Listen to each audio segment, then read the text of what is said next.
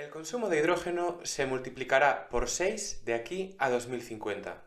Esta es una de las principales conclusiones obtenidas por la Agencia Internacional de la Energía en su último informe Global Hydrogen Review.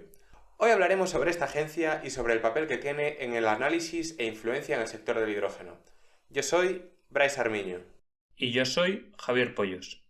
Bienvenidos al podcast del hidrógeno. El podcast del hidrógeno en español para España y Latinoamérica. ¡Empezamos!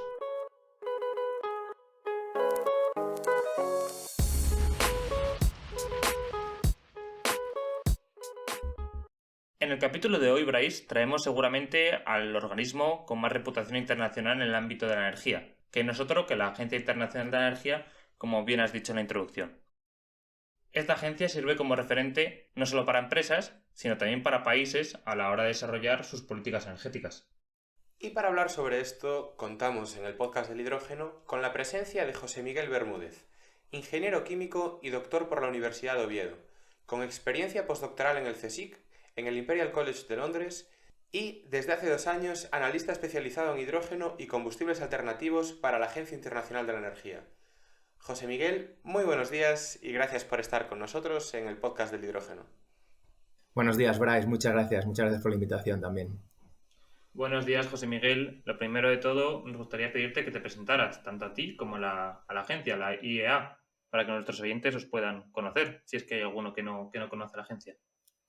Venga, estupendo. Pues la verdad que viene bien que empecemos por esto porque a veces sorprende, pero no todo el mundo en el mundo de la energía conoce a la agencia, a pesar de que, bueno, pues los que estamos un poquillo más en contacto, hemos estado alguna vez en contacto con ella, sabemos lo que es, ¿no? Entonces voy a empezar por la agencia, que, bueno, la Agencia Internacional de la Energía es un organismo internacional que depende de muchos gobiernos y que fue creada pues, en el año 74 a raíz de la crisis del petróleo, con el objetivo bueno, de trabajar para asegurar el suministro de energía, ¿no? La fundaron una serie de países, luego se incluyó dentro del marco de lo que es la Organización para la Cooperación y el Desarrollo Económico, aunque funciona como una agencia independiente realmente de la OCDE o una agencia autónoma, digamos, no independiente. Y bueno, como os decía, inicialmente su objetivo era trabajar para hacer análisis y asesoramientos de políticas públicas para asegurar el suministro de energía, pero bueno, a lo largo de los años ha ido cambiando sus principales objetivos y hoy en día pues nos centramos sobre todo pues, en el tema de la transición energética, cómo facilitar la transición energética y cómo ayudar a los países para que tengan un sistema energético limpio, fiable y digamos que puedan afrontar económicamente, ¿no? Este cambio viene dado pues porque como pertenecemos a los países de la OCDE y luego también dentro de los países de la OCDE no todos son países de la agencia, pero la mayoría pues un poco marcado por lo que son las reuniones ministeriales que nos marcan la línea de trabajo, ¿no? Y a lo que nos dedicamos es a realizar análisis para informar las decisiones de nuestros gobiernos o de otros gobiernos que consideren que nuestro análisis les puede servir en materia energética, en todo lo que sea distintas tecnologías energéticas, mercados energéticos. Y luego, concretamente, en mi caso, pues bueno, pues soy el analista ahora mismo responsable de tecnologías de hidrógeno y coordino, pues eso, todo el trabajo que hacemos en tecnologías de hidrógeno y de combustibles derivados del hidrógeno.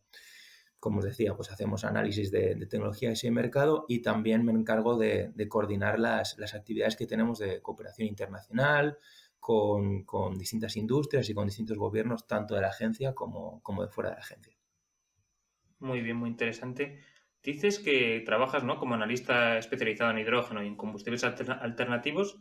¿En qué consiste tu actividad en el día a día dentro de esta institución? Bueno, la verdad que el día a día es variado. Sería difícil dar un día tipo, pero bueno, tenemos una serie de actividades, lo que somos los analistas, y yo en mi caso que no trabajo solo como analista, sino también como coordinador del tema de actividades a nivel internacional. de cooperación, pero en temas de nivel internacional, pues hay muchas actividades. O sea, hay días que nos dedicamos a la recogida de datos, aunque bueno, la inmensa mayoría de los datos de la agencia vienen a través de nuestro, lo que nos llamamos el Energy Data Center, que es una división de la agencia dedicada concretamente a eso. Pero bueno, también recogemos otro tipo de datos que no son estadísticas energéticas, bien sea de costes. El caso del hidrógeno es un tema particular porque a día de hoy todavía no se utiliza prácticamente como combustible, pero sí se utiliza mucho hidrógeno. Entonces, bueno, tenemos que recoger datos de otro tipo de industrias externas, digamos, a lo que es el mundo de la energía.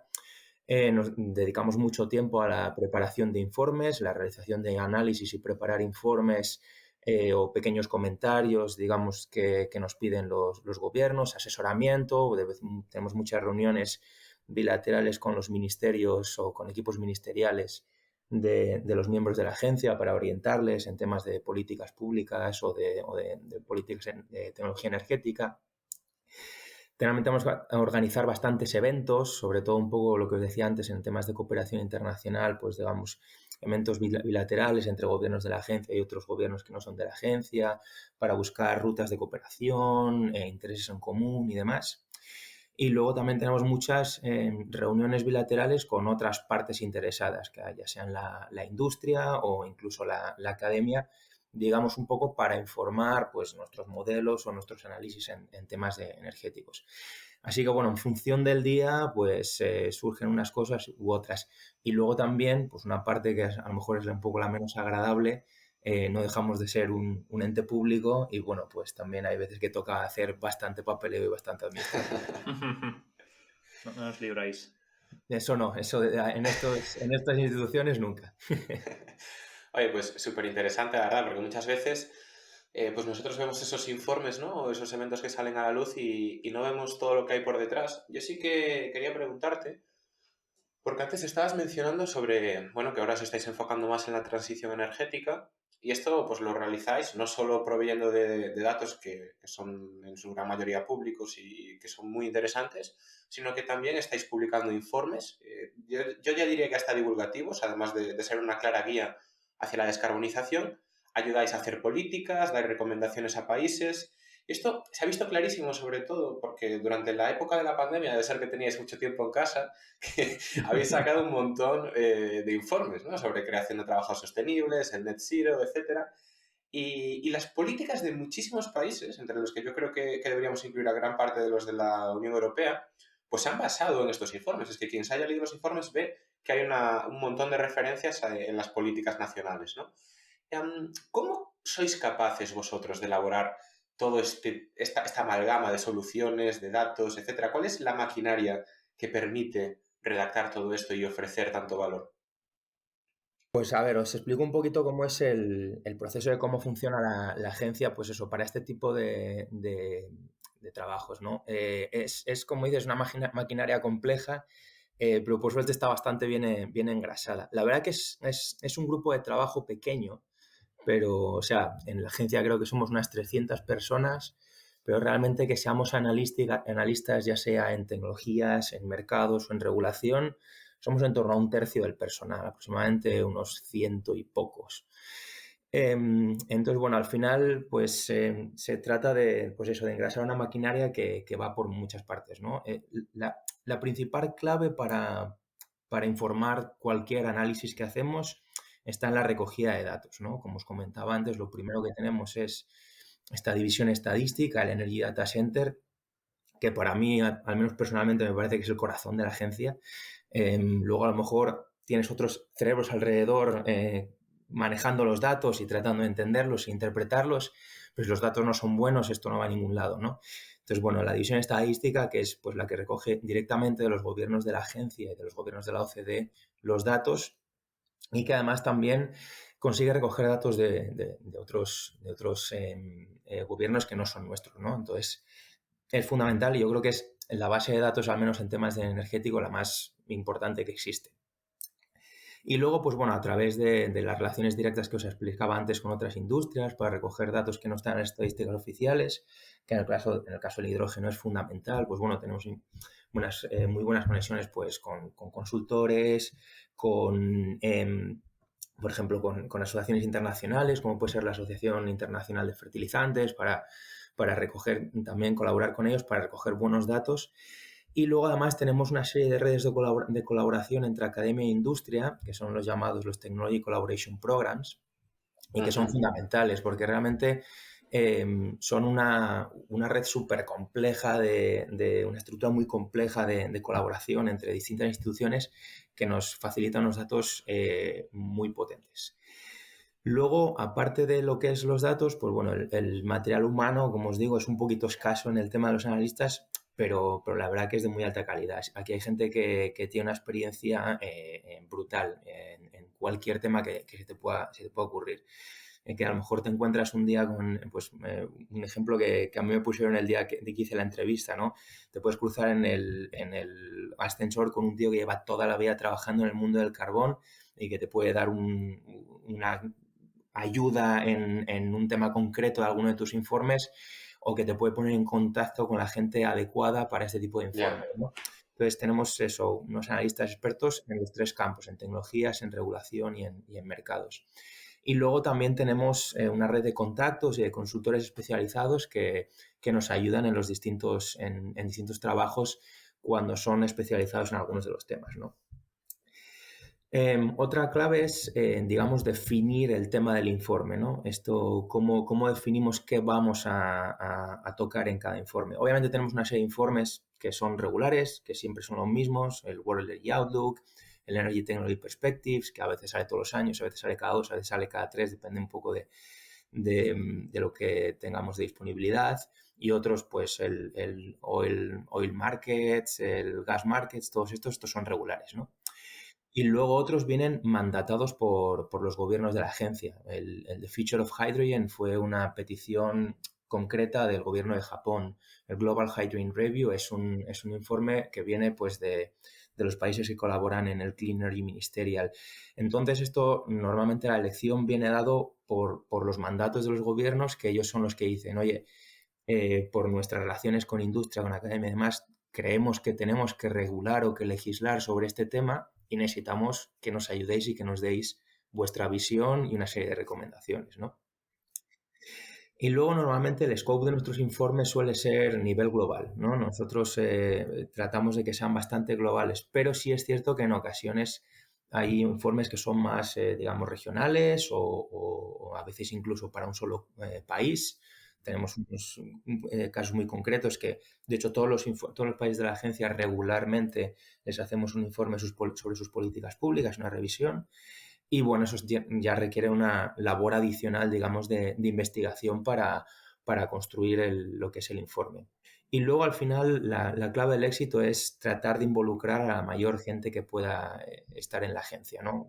Un informe de hidrógeno, a lo mejor pensamos que solamente sus usos y demás, pero bueno, o la visión que tenemos en Europa, pues muy a favor del renovable, un poquito menos a partir del gas y captura de carbono, pero hace falta tratar el tema del carbón. ¿Por qué? Pues porque China o India producen un montón de hidrógeno a partir de carbón, ¿no? Entonces es la clave involucrar al mayor número de gente dentro de la agencia en todos los informes. Y ahí ya es una labor de negociación a veces de conseguir que esta gente te dedique un poco de su tiempo.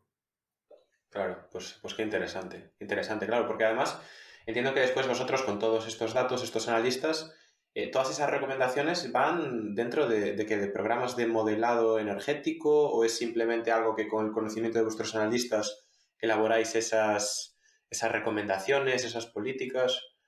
Sí, cuando es a lo mejor temas a un poquito más corto plazo o de regulaciones un poquito más inmediatas, pues ahí utilizamos menos los modelos, pero pues cuando son los informes como el World Energy Outlook o el Net Zero del año pasado, esos informes están basados básicamente en nuestros escenarios de descarbonización, que vienen informados a su vez por unos modelos que llevan años construyéndose en la agencia, ¿no? De hecho, os comentaba antes estos Technology Collaboration Programs. Uno de ellos es exclusivamente para trabajar en temas de modelado de sistemas energéticos y para mejorar el modelado de sistemas energéticos, ¿no? Entonces, eso es una de las claves también del trabajo de la agencia, los resultados que podemos obtener de los modelos energéticos que tenemos. que por suerte a mí no me toca trabajar mucho con ellos porque realmente hay que dedicarles mucho tiempo, pero una parte de nuestros analistas le dedican mucho tiempo al mantenimiento de esos modelos que al final se informan mucho, pues eso, pues las interacciones que tenemos con la industria y con la academia a través de los programas de colaboración. Muy bien. Has hablado, José Miguel, de esos escenarios sobre los que hacéis los modelos, ¿no? Como por ejemplo para el World Energy Outlook o cualquier otro de estos informes. Pero sin embargo, estos escenarios que llevan años y años planeándose, con un conflicto como el que desgraciadamente está ahora en marcha en Rusia con Ucrania, puede cambiar radicalmente los cálculos. ¿Cómo hacéis para, sabiendo que el futuro es tan incierto, hacer unas recomendaciones o respuestas lo más precisas posibles? Eso es un tema interesante. Además, me gusta porque me recuerda a mis inicios en la agencia. Yo empecé en la agencia un mes antes de que declarasen el confinamiento en España y en Francia.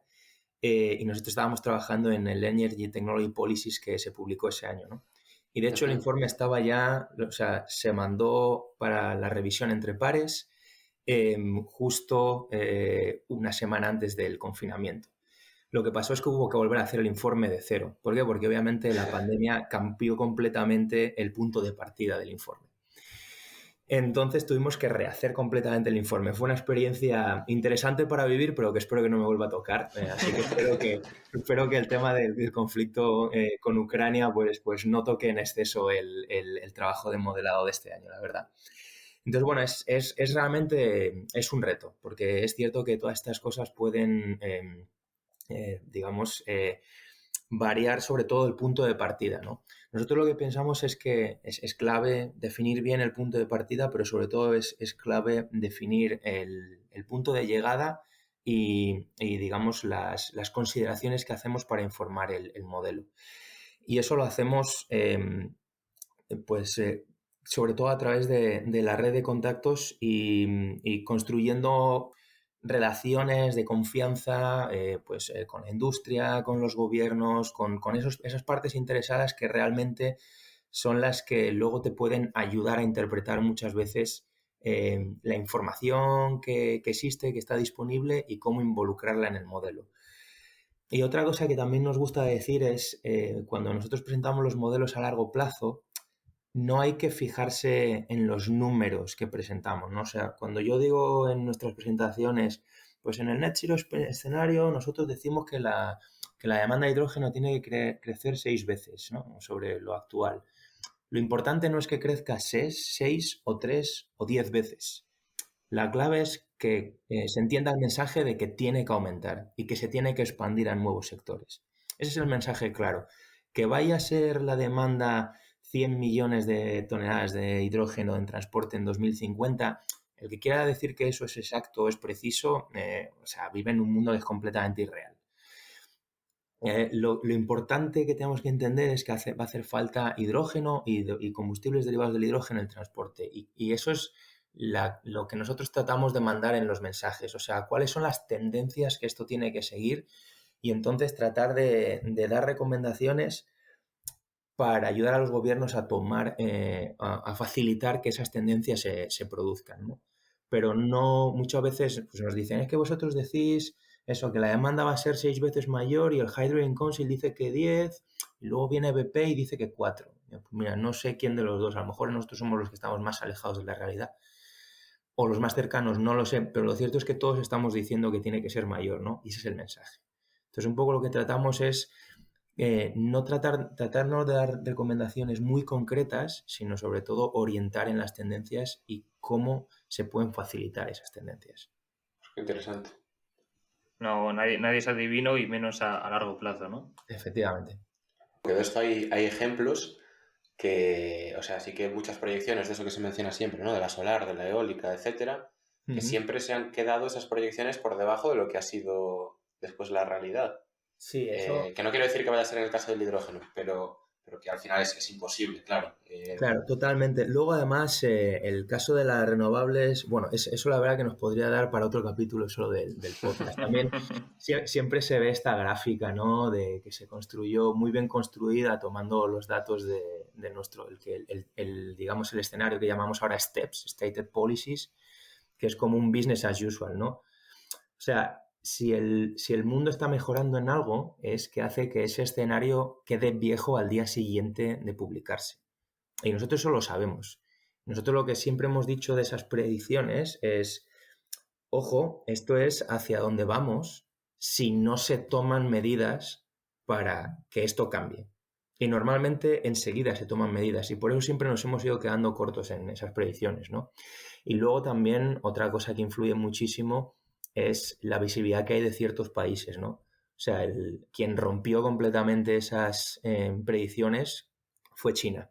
China realmente superó completamente sus objetivos, ¿no? Entonces, este tipo de cosas, sobre todo en escenarios, digamos, de lo que llamamos business as usual, no se puede ver y es mejor que no se vea, porque si se ve, realmente lo que hacen es ralentizar la acción de los gobiernos. Y luego en los escenarios, pues el net zero y tal, pues ya son escenarios súper agresivos que ojalá y los veamos, pero somos conscientes de la dificultad. Entendido. Yo la verdad que te quería comentar que personalmente soy muy fan y me parece que el informe que lo cambió todo en el sector del hidrógeno ha sido el The Future of Hydrogen, que comentabas que lo mandó Japón. Yo creo que es el primer informe que ofreció una visión global sobre el hidrógeno, llegó a mucha gente, llegó incluso a los políticos, ¿no? Sobre la producción, la formación de compuestos, los derivados. ¿Cómo habéis notado que ese documento aceleró vuestra actividad en el sector?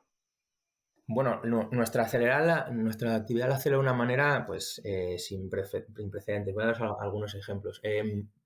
Ese informe, que fue de 2019, obviamente la agencia ya trabajaba en temas de hidrógeno. El hidrógeno siempre ha sido un tema recurrente en temas de energía, pero un poco como una de esas tecnologías de futuro, ¿no? Entonces, pues no había un equipo trabajando en hidrógeno o no había un analista específico en hidrógeno, ¿no? Desde que se publicó ese informe, pues lo primero es que creció la actividad internacional. Una consecuencia de ese informe fue la creación de la iniciativa del hidrógeno del Clean Energy Ministerial. Y a raíz de ahí, pues yo fui la primera persona que se contrató para trabajar exclusivamente en hidrógeno. Y el equipo en el que yo llegué, que era el equipo de suministro y transformación de energía, o sea, todo lo que podíamos ver que es producción energética, no usos finales, nada parecido, pues en la división de tecnologías, ese equipo ahora ha pasado a llamarse hidrógeno y combustibles alternativos. O sea, es hidrógeno, amoníaco, combustibles sintéticos y también biocombustibles. Pero todo el resto de tecnologías han pasado a otros equipos. O sea, nosotros nos centramos ya en el tema de hidrógeno y combustibles alternativos únicamente. Y como os comentaba, yo fui el primero para trabajar en hidrógeno. Éramos el jefe de mi equipo y yo, pero yo era el único que trabajaba 100% en hidrógeno y nos comíamos todo el análisis y el modeling y, bueno, teníamos de vez en cuando el apoyo puntual de algún otro colaborador. Ahora tenemos 2 personas y media, digamos, que trabajan exclusivamente en el modelado. Somos 2 analistas exclusivamente en temas de hidrógeno, que es mi jefe y yo, pero además los apoyos puntuales se han crecido. Y ojo que esto es una organización pública, como os hablaba antes. O sea, este tipo de monstruos anquilosados, hacer cambios no es fácil, ¿eh? O sea, que ha sido un cambio tremendo. Y luego, pues bueno, pues antes no teníamos tantos informes en temas de hidrógeno. Ahora todos los años vamos a tener un Global Hydrogen Review. Vamos a tener seguramente otros informes puntuales en regionales, pues como el que se publicó de Latinoamérica. Todos los informes ahora empiezan a tener alguna sección en hidrógeno. Bueno, por ejemplo, vamos a publicar un informe sobre el futuro de la nuclear en el escenario del Net Zero Emissions y seguramente vaya a tener algo sobre hidrógeno y nuclear, que esto a lo mejor hace 3 o 4 años pues no se sabe si hubiera aparecido o no. Entonces, al final ha cambiado mucho en ese aspecto el tema de que tenemos mucha más actividad. Y luego, pues, este año, que es una de las cosas que me está volviendo loco, prácticamente todos los países con los que colaboramos externos a la agencia, porque como os decía, no todos los países son miembros de la agencia, en todos los programas de colaboración nos han pedido trabajo en hidrógeno. O sea, ya sea organización de workshops, de eventos, de pequeños análisis, todos, absolutamente todos han pedido organización de temas, o sea, de trabajar en torno al hidrógeno. O sea, que realmente ha sido un cambio radical en los 2 últimos años. No te aburres, ¿no? No, no, aburrir la verdad que no, No no, te da no me tiempo. aburro. A veces me gustaría aburrirme un poquillo, no os lo voy a engañar. Por suerte el trabajo me gusta y por eso lo llevo mejor, pero sí, nos viene, además os comentaba antes, varía mucho, ¿no? Pues por ejemplo este año yo creo que voy a tener menos trabajo en informes, pero voy a tener un montón de trabajo en temas de esta organización de estos eventos, de workshops, de reuniones bilaterales. Por eso es muy variado, así que no te aburres, pero además no entras tampoco en digamos, una rutina muy tediosa. Bueno, me alegro, me alegro. El hidrógeno, como siempre dice Bryce, el hidrógeno es muy sexy. Sí, es cierto, es cierto. Atrae muchísimo. Realmente es que este año ha sido alucinante. O sea, en los últimos 2 meses tenemos una oficina, o sea, una división que es la Oficina de Relaciones Energéticas Globales. Y ya el otro día les dijimos, oye, hay que tener una reunión entre cada uno de los que estáis llevando distintos países con el equipo de hidrógeno para ver cómo hacemos esto, porque es una locura la cantidad de cosas que nos están pidiendo, sí. Y ya por cerrar el tema de los informes, has dejado caer los informes estos regionales en Latinoamérica, en África. Hace unos meses publicasteis el Global Hydrogen Review, que dices que ya será anual, que es un informe más claro, más conciso, donde destaca que prevéis un uso más diverso del hidrógeno, ¿no? En más aplicaciones. ¿Qué más nos puedes contar acerca de este informe? Pues bueno, sí, este informe que inicialmente iba a ser cada 2 años, y eso yo creo que indica un poco más de cómo ha cambiado el tema de la agencia en el hidrógeno. En su momento el director de la agencia, Fatih Birol, decidió que tenía que ser anual. Yo creo que con buen criterio, porque realmente las cosas están pasando a una velocidad tremenda y si lo haces cada 2 años a lo mejor te pierdes algo importante, ¿no? Entonces, bueno, va a ser un informe anual, quizás no sea igual al del año pasado, quizás vaya a tener un poco enfoques diferentes, pues queremos buscar cosas como hacer a lo mejor más un seguimiento de progreso, más que tanto análisis de escenarios como hicimos en este anterior. Tendrán a lo mejor pues un foco especial en ciertas secciones. Hay países que nos están diciendo que por qué no ponemos un poquito más el foco a lo mejor en el tema del comercio internacional o de la creación de un mercado internacional, otros que un poco más en los estándares, otros que un poco más en cómo generar nueva demanda, en el tema de los puertos, ¿no? Que está trayendo mucha atención. Entonces, bueno, vamos a tratar de que el informe siempre contenga esa parte de seguimiento de tecnologías, pues cuánta capacidad de electrólisis se ha instalado, cuántos nuevos proyectos están en desarrollo, si hay algún nuevo proyecto de producción de hidrógeno a partir de combustibles fósiles y captura, cuántos vehículos de hidrógeno, pues si hay pues, un nuevo demostrador de la utilización de hidrógeno limpio en acero o en producción de acero. Tratar de hacer este seguimiento, que haya también una parte de pues, lo que sean inversiones y innovación. Y luego, pues digamos, este foco especial que le podamos dar a todos los años en función también de la información que dispongamos y de la validez que pensamos, el interés que pensamos que tenga ese foco. Entonces, esos son los planes un poco para el Global Hydrogen Review, pero como os comentaba, hay más cosas que van a ir saliendo en hidrógeno, en todos los informes que hagamos. También tenemos este informe que se llama el Tracking Clean Energy Progress, que lo sacamos todos los años para el Clean Energy Ministerial y seguirá teniendo su pequeño foco en hidrógeno. Irán saliendo más cosillas y queremos también un poco reforzar pues, las colaboraciones con el Hydrogen Council, con el International Partnership for Hydrogen and Fuel Cells in the Economy, con el Foro Monetario Internacional, con el World Energy Forum. Con toda esta gente queremos ir construyendo más relaciones, no solo para el Global Hydrogen Review, sino para otras piezas de análisis, otro tipo de recomendaciones que podamos. Claro.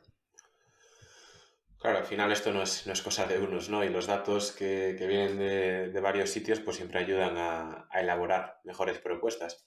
Total. Yo, una cosa, José Miguel, que teníamos muchísimas ganas de preguntarte. Nosotros ya, por ejemplo, en el primer episodio de este podcast comentábamos, pues entre uno de los porqués del interés en el sector del hidrógeno es la independencia energética, ¿no?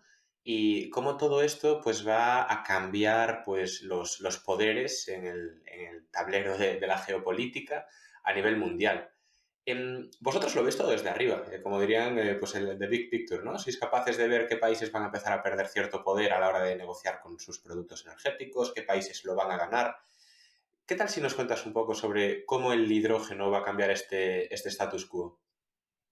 Sí, eso es un tema en el que cada vez estamos prestando más atención. Por si no lo sabéis, y para que, bueno, siempre hay un poco de piquilla a EA y a Irina, pero bueno, Irina acaba de sacar un informe, está muy chulo. O sea, Lo leímos, muy guay. hay piquilla, pero luego trabajamos mucho juntos, ¿eh? O sea, hay que decir, oye, que al final cada agencia siempre hay lucha de egos, pero yo creo que es más entre los capos, entre los curritos, nos llevamos bien y colaboramos bastante, ¿eh?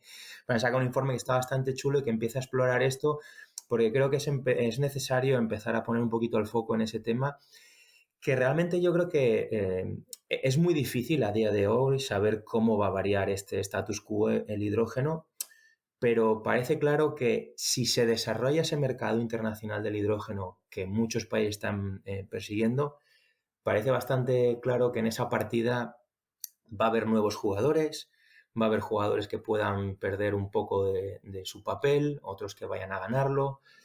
Entonces, yo creo que es un tema muy interesante, pero que es muy difícil a día de hoy saber realmente qué va a pasar. Básicamente porque no sabemos si realmente se va a desarrollar ese mercado internacional del hidrógeno o no, ¿no? Ujú. Si vamos 20 años o 30 años atrás, pasó lo mismo con el gas natural. No se sabía si y pasó, ¿no? Lo cual es digamos, un buen precedente para que pueda pasar en el hidrógeno, pero tampoco garantiza que vaya a pasar.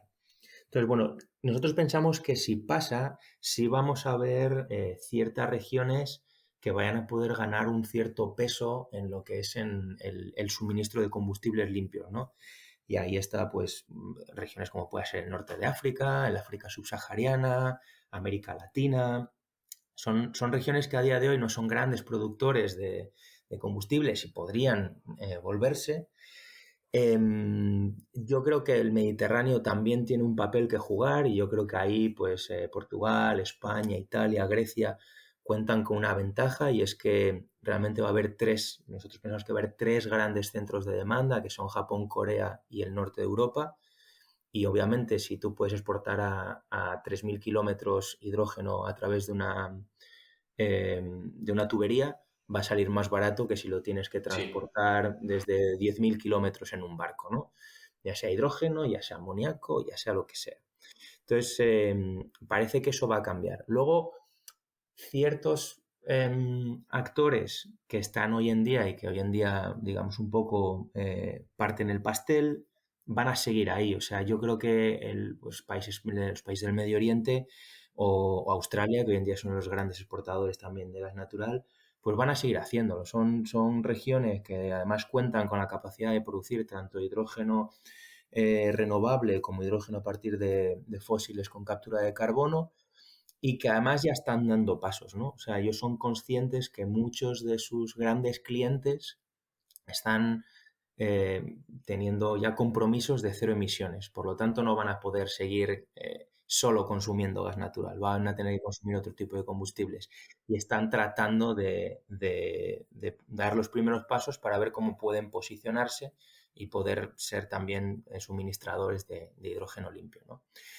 Pero ya no solo el tema o sea, el tema de este mercado internacional va a depender de muchas cosas.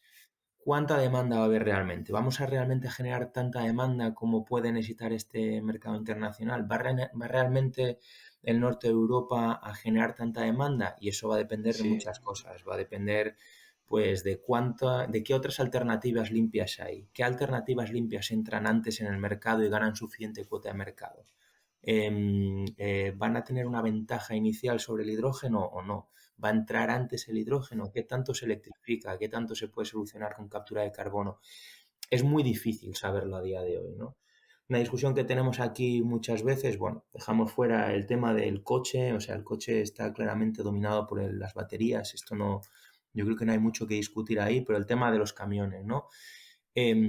¿Es hidrógeno o es electricidad? El hecho de que una tecnología pueda ganar una ventaja en un cierto número de años, puede al final acabar copando el mercado o igualmente van a estar a convivir, ¿no? Ujú. ¿Cuánto más va a necesitar la aviación en temas de combustibles? ¿Va a empezar a volar menos la gente o no? ¿Qué papel va a jugar los cambios de comportamiento, ¿no? Claro. Todo este tipo de cosas va a afectar mucho a cuál va a ser la demanda real que se vaya a crear de hidrógeno y eso puede afectar a la cantidad de hidrógeno que vaya a ser necesario poner en el mercado. Entonces esto es importante. Y luego, todo esto al final viene a hablar de la seguridad de suministro, ¿no? Y de la dependencia o independencia energética. Nosotros creemos que la transición energética va a traer nuevas dependencias que pueden ser tan importantes o incluso mayores que las dependencias que hoy en día tenemos de los combustibles. Y para nosotros hemos puesto el foco en los materiales críticos, ¿no? En los Ajá. minerales críticos. Esto puede redefinir completamente lo que es la definición de dependencia energética durante la transición. Y a lo mejor el problema no es tu capacidad de asegurarte de unas ciertas importaciones de hidrógeno, sino tu capacidad de asegurarte esos metales críticos para baterías, electrolizadores, pilas de combustible, turbinas eólicas, para todas las nuevas tecnologías que van a marcar esa transición. Eso... ¿Me has hecho un spoiler de la siguiente pregunta, José Miguel? Perdona.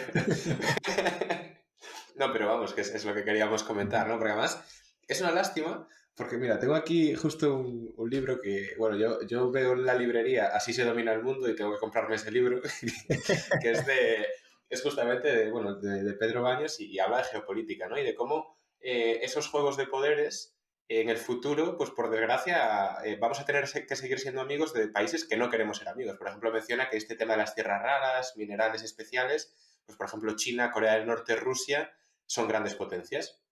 Ujú. Entonces es interesante que lo comentes y que estáis poniendo el foco porque, bueno, a mí la verdad, yo siempre decía, no, no, esto ya se arregla y de repente, ¿con qué vas a hacer esos electrolizadores? ¿Con qué vas a hacer esos eólicos? Mm, entonces, entiendo que vosotros también veis que esa dependencia va a estar ahí, ¿verdad? No, no hay ninguna solución que se esté explorando paralelamente. Ya. No, nosotros pensamos que esa dependencia sí, desde luego va a estar ahí.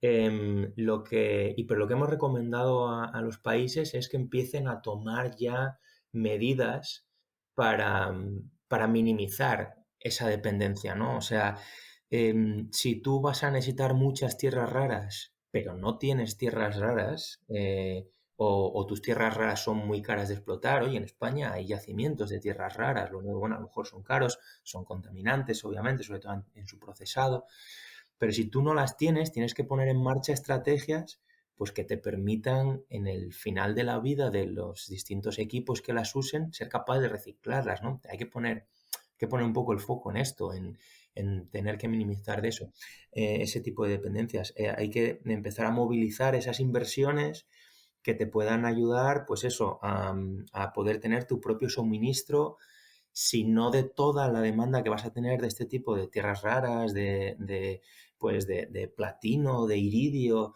de níquel, de cobre, si no lo tienes, pero por lo menos tienes algo, algún tipo de yacimiento, pues que empieces a explotarlo y que puedas tener esa reserva estratégica a mano, ¿no? Entonces, sí, nosotros creemos que eso realmente va a marcar la dependencia. Hay un gráfico en el World Energy Outlook que además, pues hoy invito a la gente que el del año pasado lo vea porque es la primera vez que está disponible gratuito desde el primer momento. Creo que hay también un cambio en la agencia, en la tendencia de la agencia en esos temas, ¿no? Está disponible y hay un gráfico muy chulo sobre cómo va a variar lo que viene siendo las importaciones y exportaciones de commodities relacionados con la energía, ¿no? Como hoy en día es todo combustibles y como en un escenario de cero emisiones en 2050 son los materiales críticos los que dominan este tipo de intercambios, ¿no? De importaciones y exportaciones. Ahí el hidrógeno y sus derivados juegan un papel, todavía seguirá habiendo importaciones y exportaciones de combustibles fósiles, pero ahí se ve como los materiales críticos vienen a ser la mayor parte en tema de inversión en importación y exportaciones, ¿no? Entonces nosotros creemos que eso no va a cambiar y que sí, hay que empezar a hacer este tipo de cambios y a construir esas relaciones que en el futuro te permita tener buenos compañeros de viaje para esa transición. ya dejando un poco atrás a la geopolítica, que la verdad que es un tema que podría ocuparnos un gran espacio dentro del podcast. Traeremos a Irene para hablar de eso, Javi, ¿no? Esa parte casi os voy a pedir que la borréis, no vaya a ser que me cruzcan aquí. No, pero si podéis hablar con alguien de Irina y que os presente el informe, de verdad está muy interesante. Vale. Bueno, ya cambiando un poco de tema, José Miguel, yéndonos a los equipos, a los electrolizadores, una pregunta quizás un poco trampa, y es que nos des un poco tu opinión de qué tecnología crees que se va a adoptar en mayor medida en los próximos años. Alcalina, PEM, Soil. Esa es la pregunta del millón. Y si os dijera la cantidad de conversaciones que hemos tenido para definir esto en los modelos, no os lo imaginaríais. Es realmente complicado porque aquí entran muchas cosas a tener en cuenta. Obviamente, los electrolizadores alcalinos tienen una ventaja de coste, de madurez, y estamos viendo muchos proyectos grandes que están apostando por ellos, ¿no? Y grandes empresas encargadas de su fabricación, como Thyssen, que apuestan a saco. O sea, nosotros somos alcalinos y vamos a seguir siendo alcalinos, punto y se acabó, ¿no? Y pues hoy ahí tienes este proyecto Neon, por ejemplo, en Arabia Saudí, es enorme, es con Thyssen, eso va con alcalino, no hay más, ¿no? Pero también estamos viendo muchos proyectos que están apostando por los electrolizadores PEM, porque tienen un gran potencial de caída de precios. Es una tecnología mucho menos madura, pero que presenta un gran potencial de caída de los costes.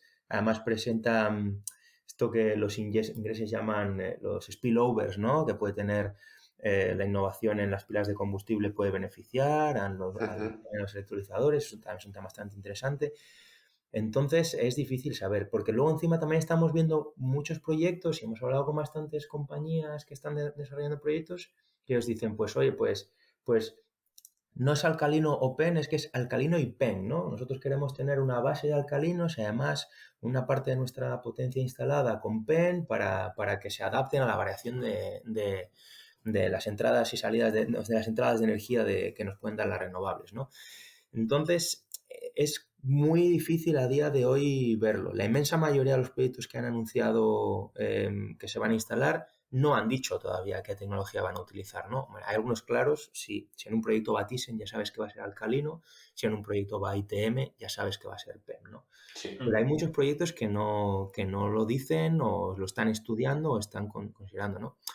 Y esto, en su vez, también ya no es solo el tema de la tecnología, sino que también puede venir influenciado por cómo se adopten las políticas públicas o intereses nacionales, ¿no? Si yo tengo en mi país un gran productor de PEM, pues seguramente siempre que no caigas en ayudas públicas ilegales o demás, por ejemplo, en la Unión Europea obviamente hay una serie de contramedidas para evitar que tú favorezcas de una manera descarada a un productor nacional, pero bueno, siempre puedes hacer que los programas de apoyo, porque la mayoría de los proyectos que se van a instalar van a seguir van a seguir necesitando programas de apoyo, pues que vayan un poco orientados a esas tecnologías en las que tú tienes un líder mundial, ¿no? Entonces eso también puede afectar a cuántas se vayan a poner en marcha. Y luego, bueno, nosotros sí vemos que van a dominar alcalinos y PEM, lo que no sabemos es cuánto. Yo creo que va a dominar más el alcalino, sobre todo en el corto plazo, en largo plazo ya veremos. Pero luego yo no me quiero olvidar de los de óxidos sólidos, los electrolizadores de óxidos sólidos, porque yo creo que van a tener un papel muy importante en la producción de combustibles sintéticos. Algunos de los proyectos que ya estamos viendo, pues en Alemania están apostando por la tecnología SOEC, por esa capacidad que tienen de poder aprovechar el calor desprendido en el proceso de síntesis del combustible sintético, ¿no? Y nosotros creemos que los combustibles sintéticos van a jugar un papel bastante importante en la demanda de hidrógeno de aquí a una década. Y nosotros creemos que van a, sobre todo con medidas como el Fit for 55 de la Unión Europea, eso puede empezar a despegar bastante el uso de combustibles sintéticos, y yo creo que ahí los electrolizadores alcalinos tienen una ventaja importante y tienen un nicho de mercado que realmente puede ser muy interesante, ¿no?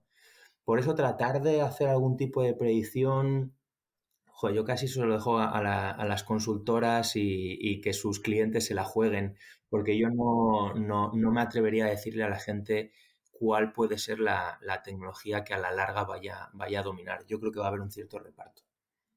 Muy bien. Y segunda pregunta del millón, transporte intercontinental.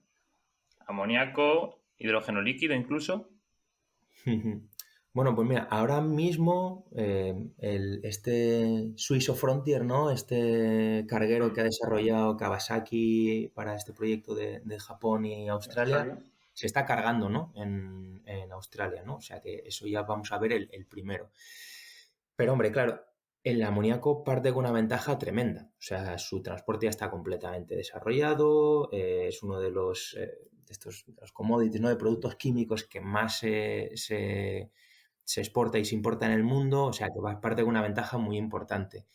Para mí la clave es, más que la tecnología en sí, la tecnología de transporte, pues bueno, porque como digo, ya va a demostrarla ahora Suizo Frontier, ¿no?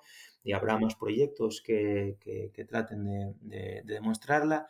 Yo creo que va a ser sobre todo qué usos finales y qué tipo de combustibles para usos finales se van a desarrollar, ¿no? Si empezamos a ver mucho uso de amoníaco en el sector marítimo, eso puede resultar en un impulso del amoníaco sobre el hidrógeno líquido, ¿no? Si vemos una apuesta clara, por ejemplo, por Japón, que está claro que en el corto plazo va a ser el mayor importador de hidrógeno, si vemos una tendencia clara que quieran poner en marcha estos planes que tienen de utilizar amoníaco en la producción de electricidad, ¿no? Para ir sustituyendo progresivamente el carbón, pues ahí puede impulsar mucho el que se utilice el amoníaco. Pero eso es lo que va un poco a lo que volvíamos al principio del comercio internacional. Va a depender mucho de qué usos finales se desarrollen y de qué demandas, digamos, se desbloqueen, ¿no?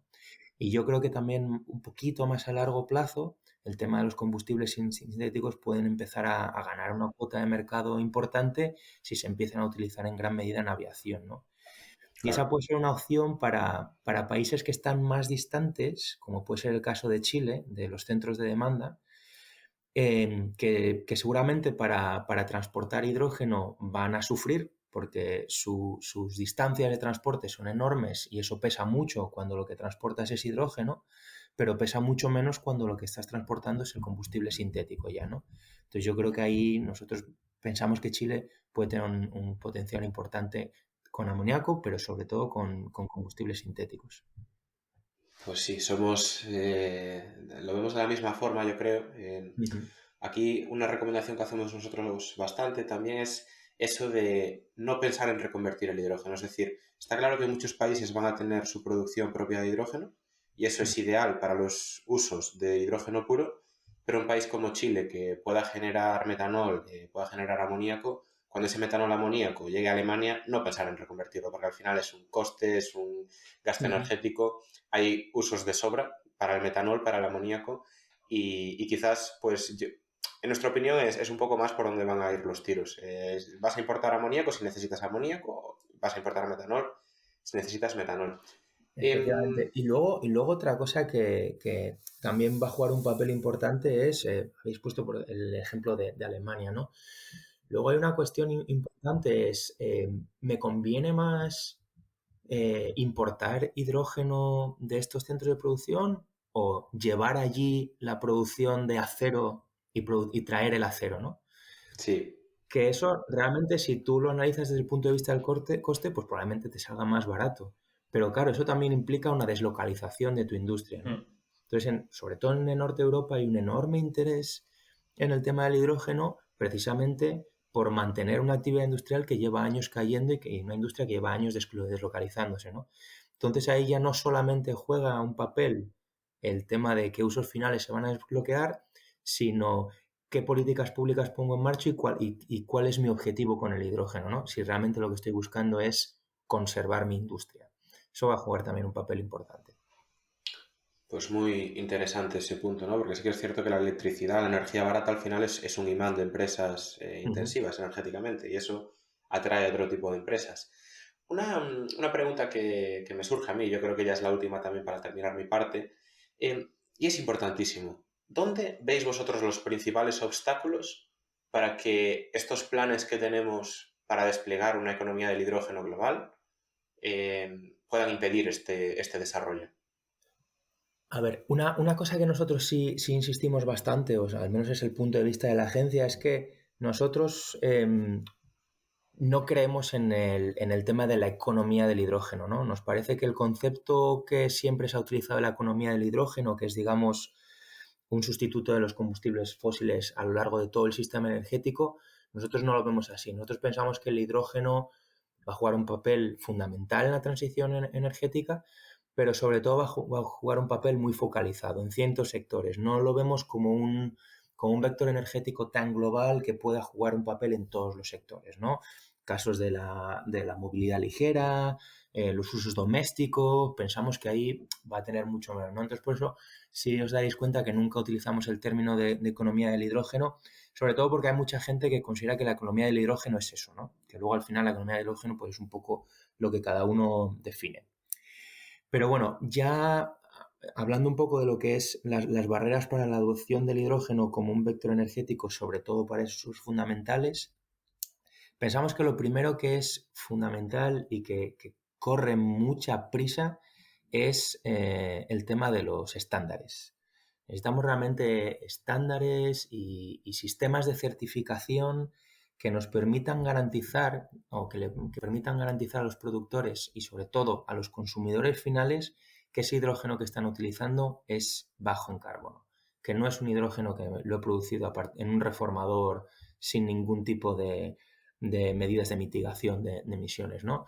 Que realmente que es un hidrógeno limpio y que si yo quiero ahora mismo pagar un premium, que seguramente en el futuro no necesito pagarlo, pero si ahora mismo quiero pagar un premium porque me quiero mostrar como un consumidor responsable, yo sepa que ese premium que estoy pagando es por algo que realmente me está evitando emisiones, ¿no? O está aumentando emisiones a nivel global.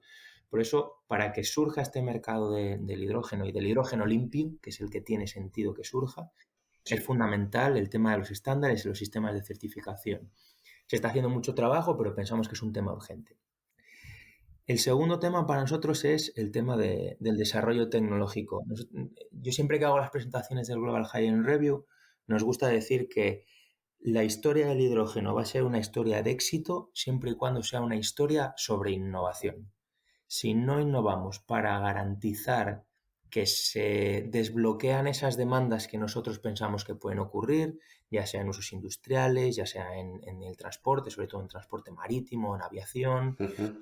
que pueden realmente desbloquear grandes demandas y que algunos de esos usos están muy cerca ya de ser comerciales, no vamos a lograr que el hidrógeno juegue ese papel, ¿no? Entonces, pensamos que es muy importante apostar por la innovación, por el desarrollo tecnológico y sobre todo en los usos finales. Porque sin ellos esto se va a retrasar y quizás se retrase demasiado. Y luego hay otra barrera que consideramos importante que es la falta de infraestructura y sobre todo la falta a día de hoy de tener claro cuál es la infraestructura que necesitamos. En España, perdón, en Europa hay mucha discusión sobre este Hydrogen Backbone, ¿no? El European Hydrogen Backbone. ¿Realmente necesitamos ese European Hydrogen Backbone o realmente necesitamos una infraestructura mucho más localizada alrededor de esos centros de demanda de hidrógeno más que una infraestructura como hoy en día utilizamos el gas natural porque es un uso muy distribuido, ¿no?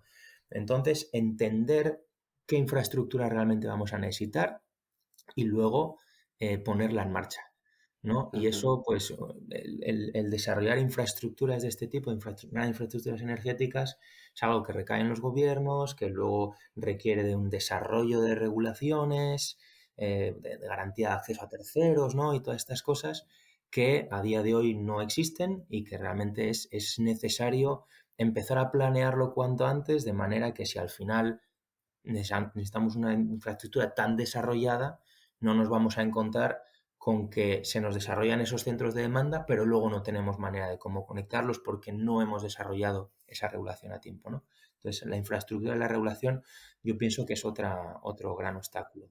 Y luego, obviamente, el tema costes, ¿no? A día de hoy tenemos claro que producir hidrógeno limpio es más caro que producir hidrógeno sucio, si lo queremos llamar. Entonces necesitamos que haya estos programas de apoyo que seguramente no vayan a ser necesarios por muchos años, porque las renovables están cayendo a una velocidad tremenda. No hace falta que lleguemos a unos niveles de despliegue de electrolizadores como los que nosotros vemos en el escenario de cero emisiones para que el coste caiga, ¿no? En escenarios mucho más conservadores vemos unas caídas de los costes tremendos, ¿no? Pero necesitamos esos programas de apoyo en el corto plazo para garantizar que estos costes bajen y bajen rápido para que el hidrógeno limpio sea competitivo cuanto antes, ¿no? Totalmente de acuerdo, José Miguel. Ya por último, la pregunta que siempre hacemos a los que entrevistamos, que nos cuentes cómo empezaste en el mundo del hidrógeno y que nos cuentes cómo te ves aportando a este sector en el futuro. Pues yo empecé, oye, qué pregunta chula para caer, la verdad. Empecé en el mundo del hidrógeno casi un poco de chiripa. Os voy a contar un poco. A mí, eh, curiosamente, yo soy asturiano, el tema del agua allí no es un problema, pero a mí siempre me llama mucho la atención el agua, ¿no? Entonces yo realmente quería entrar un poco en temas de gestión del agua y tal, que ahora a la larga digo, menos mal que no lo hice porque yo creo que no puede haber nada más politizado en España que ese tema. Entonces para un técnico siempre es difícil. Pero bueno, entré porque el padre de un compañero del equipo de natación es investigador del CSIC. Me dijo, oye, hay unas becas, tú que estás sacando la carrera, ¿no te interesa? Y bueno, las pedí y curiosamente pues me dieron la beca con él. Y era una beca de 3 meses de introducción a la investigación y esta gente estaba haciendo temas de producción de catalizadores para reformado de metano, ¿no? Entonces empecé por ahí y bueno, fue un poquito mi primer trabajo en el tema del hidrógeno. De ahí marché a una empresa que también en Asturias que trabajaba en temas de biogás para producción de hidrógeno, para producción de metanol. Volví luego al CSIC, que es donde hice la tesis, y ya siempre he estado de una manera u otra un poquito ligado, pues sobre todo con la investigación en temas de hidrógeno, ¿no? Tanto en producción, desarrollo de catalizadores en su día. Me marché al Reino Unido a hacer el postdoc ahí en Imperial College y seguí en ese tema. Y luego ya es cuando acabé pues eso, de asesor en el gobierno británico, que llevaba temas otra vez de hidrógeno y de biomasa, que ha sido un poco el otro tema en el que más he trabajado, y de fracking, que eso fue una experiencia única, espero no repetirla tampoco. Y luego ya de ahí es como acabé en la agencia, ¿no? Como analista. Apareció la oferta de analista en tecnologías de hidrógeno, pedían a alguien que tuviese también pues un poquito de experiencia en colaboraciones internacionales. Yo había trabajado en el gobierno británico precisamente en eso y es como acabé aquí, ¿no? ¿Y dónde te ves aportando en el futuro en este sector? Pues es difícil decirlo. O sea, a mí me gusta mucho lo que hago ahora mismo, el tema, pues eso, de ayudar a orientar políticas públicas y me estoy empezando a entrar un poquito también en temas de regulación, que me parece un tema a veces tedioso, pero también interesante, ¿no? Tratar de entender cómo funciona. Entonces yo creo que es un poco lo que me gustaría seguir. Eso y temas de cooperación internacional. También me parece que es interesante porque se ve cómo puedes realmente hay veces que es que en una reunión entre dos personas que nunca se habían puesto en contacto antes, ves que surge algo que luego un par de meses después ves un proyecto que se pone en marcha, ¿no? Entonces creo que son dos temas en los que me gustaría seguir. Y hombre, yo eso siempre lo dejo caer, yo ya llevo 7 años y pico, casi 8 años fuera de España. No estaría de más volver a casa en algún momento tampoco. O sea, me gustaría en algún momento poder trabajar en temas de hidrógeno en España, la verdad. Entonces eso es un poco como me gustaría verme. Ahora luego lo que pase, pues veremos. Pues suena genial, José Miguel. Ya para cerrar, queremos también darte las gracias por haber venido a compartir lo que hacéis en la Agencia Internacional de la Energía, por compartir también todo tu conocimiento, que la verdad es un placer escuchar lo que tiene que decir la gente que, como decía antes, ¿no? Que lo ve todo desde arriba y que entiende hacia dónde avanza el sector del hidrógeno y las demandas de los países y las empresas. Y desde luego que estamos contentos por escuchar que piensas en volver a España porque estamos carentes de profesionales para ayudar a ser potencia en este sector y estamos seguros de que volverás aquí al podcast del hidrógeno. Vamos a hablar de futuros informes y futuros proyectos que sigáis sacando porque de verdad que somos fans. Estamos enamorados de la Agencia Internacional de la Energía. Oye, pues Un abrazo y muchísimas gracias. Yo daros las gracias por la invitación, o sea, me hizo mucha ilusión cuando me lo dijisteis y bueno, encantado de volver más adelante cuando tengamos nuevos informes y gracias por la oportunidad. A mí, bueno, veis que me encanta hablar y me encanta hablar del hidrógeno, o sea que cuando queráis hacemos otra y bueno, eso, muchas gracias por mi parte y por parte de la agencia también, que es una labor que tenemos, ¿no? El tema de tratar de diseminarlo, el trabajo que hacemos. O sea, que daros las gracias por la oportunidad también a vosotros. Un abrazo, José Miguel. Un abrazo muy fuerte. Un abrazo. Y hasta aquí ha llegado el episodio de hoy, en el que hemos podido contar con la presencia de José Miguel Bermúdez, que nos ha contado de primera mano cómo es el día a día en esta agencia y cómo nos ayudan a todos en el desarrollo de las políticas energéticas. Esperamos que os haya gustado y que nos acompañéis durante los próximos podcasts, ya que es mucho lo que tenemos y queremos contar. Dadle a like y suscribiros para ayudar a que este podcast crezca. Todas vuestras aportaciones serán bien recibidas en el correo elpodcastdelhidrógeno@gmail.com o en los comentarios de las principales plataformas. Un abrazo grande y hasta la próxima semana.